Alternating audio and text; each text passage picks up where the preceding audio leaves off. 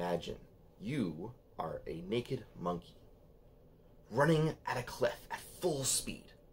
You have a deep, yearning passion, a desire. Disney told you you can do whatever you can think you can do. And you take a leap off the cliff, flapping your arms madly. And you land a pulp at the base of the cliff. Sadly, humans are bad at flying. Or are they? See, we aren't faster than cheetahs. We're not stronger than chimpanzees or almost any other animal. We aren't, don't have better fangs. We can't fly like the birds. There's a lot of things we can't do. But we've also gone to the moon. We've flown in planes faster than any animal has ever lived. We've done that through the use of technology. Through communities coming together, connecting and inventing, innovating, building on each other's successes, trying new things, failing in other things over and over and over again, we have been able to transcend our biological limits. This is humanity's superpower. It is one of the most human things about us, to use technology to do more than our flesh can do. But with great power comes great responsibility. There are a lot of pitfalls along the way. Babies get tossed out with the bathwater in the advent of progress.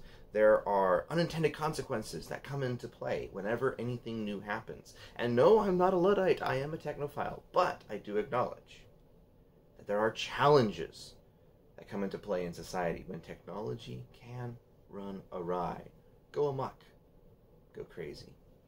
So, what can we do to be able to overcome and forestall some of the challenges that technology brings us? There are 3 specific ones that I have studied and work with my clients to be able to overcome in their own personal lives. I'm going to outline those 3 specific challenges that working in technology in today's digital world, and be able to also help you to overcome those and give some tactics, some techniques, some strategies.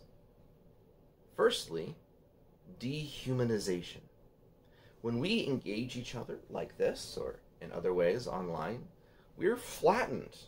Like there is no depth to each other. We personally are very deep fellows. Yes, we are. But digitally, we are flattened. There are limited ways that we can communicate with each other. I can't shake your hand properly. It's really difficult to actually try and reach through the screen and actually make physical human contact. It's impossible, in fact.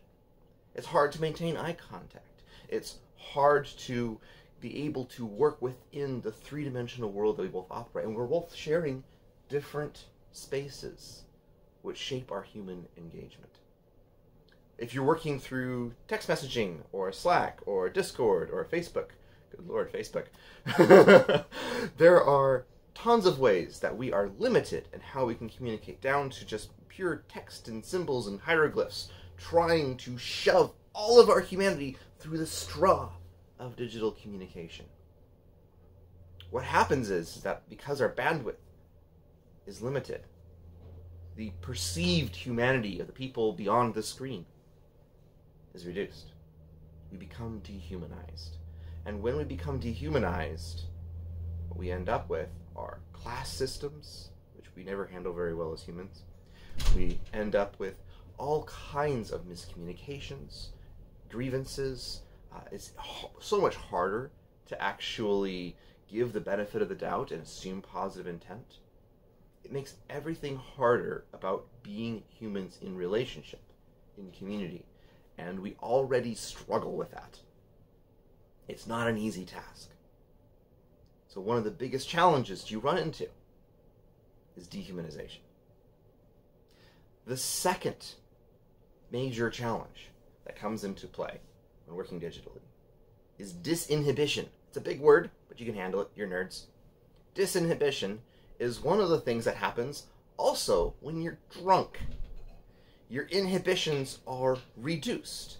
There are things that you would normally not do, but you do actually do when you are online and dealing with people online. When you are working through a medium with increased anonymity, that increased privacy that we all like so much, all these different things that come into play, different parts of the environment, even user experience design, user interface design, and all these things come into play to make us reduce our inhibition, sometimes just a little, sometimes a lot. And we do things that we would never imagine doing in meat space, you might say. It acts like being drunk. And is addictive like being drunk. Now, it doesn't mean it's bad, you should never do it. I mean, you can go and be healthy and spend time online and engage with on social media. I would love to see you guys post about how awesome this meeting is on Facebook so we can all like and share and etc. It'd be really great. It'd be awesome. Go like and follow our YouTube channel, all that kind of stuff, right? It's great. But we need to be careful. We can't just go into it as if it's innocuous. We can't go into it as if it's safe, because it isn't. It's addictive. Just scrolling every single swipe is like pulling the one-armed bandit at a gambling show. It has the same psychological effect. We have to be careful. We have to be intentional about how we engage with technology, lest we fall prey to its darker side. The third thing that comes into play after dehumanization and disinhibition is distraction. There are so many things that happen constantly wherever you go online because everything is funneled through a phone.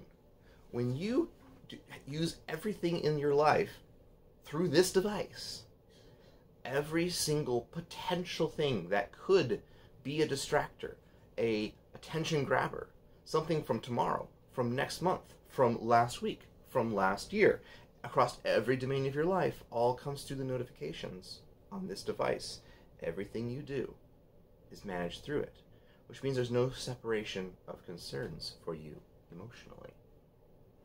If you rewind a few hundred years, or hey, even 50 years, you would have a room for sleeping in. You would have a room for eating in. You would have a place that you went and you did your work at. You wanted to go to church, you went there. You wanted to meet with your friends and have a cigar, or some whiskey, or whatever. You go to a place for that. You would change your clothes, which each time that you moved, there are a lot of rituals about transition between these different places. And as you did that, you were able to separate them in your mind, emotionally, cognitively, spiritually, physically. So when something is stressed in one area, it didn't leak over into the other ones. They didn't distract you from where you were at. You were able to be physically, mentally, emotionally, spiritually present in each of these locations. But now, not only is evil not sufficient to the day thereof, but we are being bombarded with news about everything happening across the entire planet at all times, and it's being jacked right into our brains. Whenever we try and focus on a thing, there's notifications, meeting invites, emails, Facebook Messenger invites, all kinds of things are popping up constantly all over the place. We're being pulled this way and that way, and we don't have a time to rest, to separate things back out again.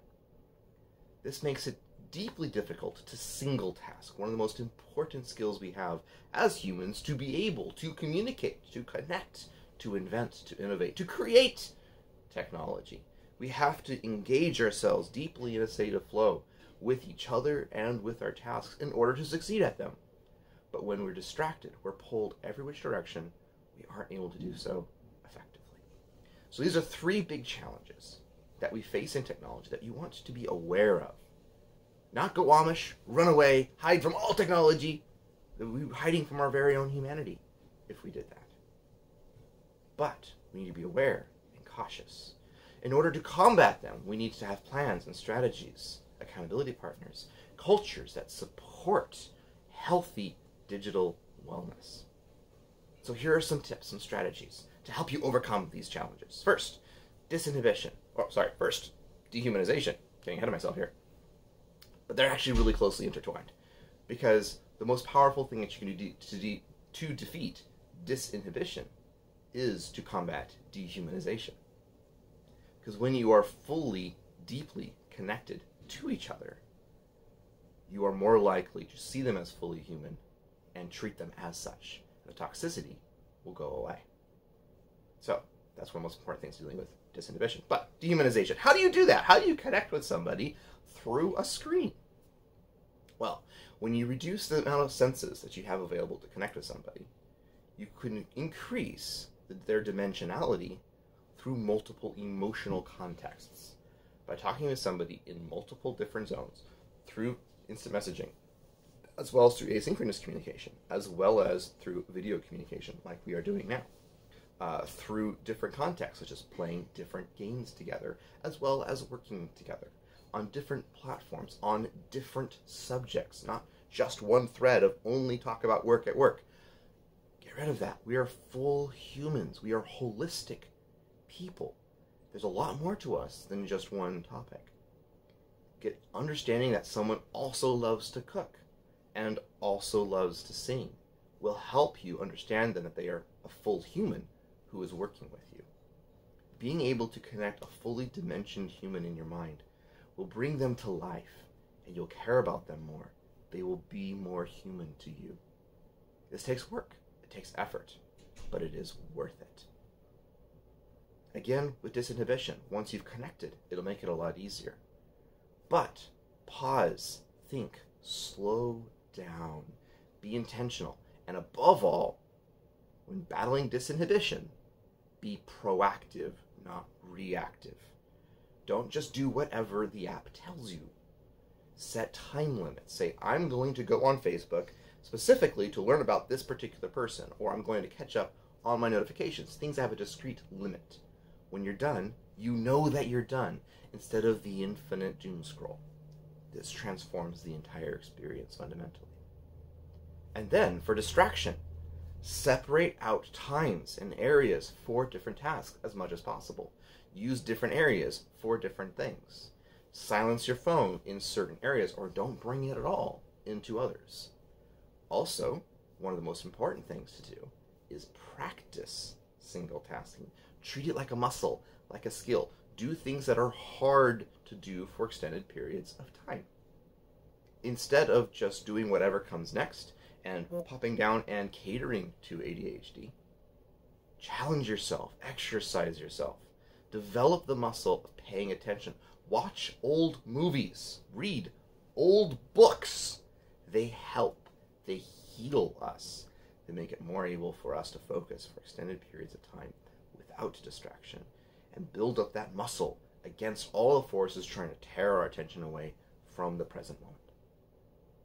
So this is to wish you well in your battles on behalf of technology in your life to conquer all of the deleterious effects that it might have, so that you can stay healthy without having to go Amish and deal with digital drunkenness. Thank you.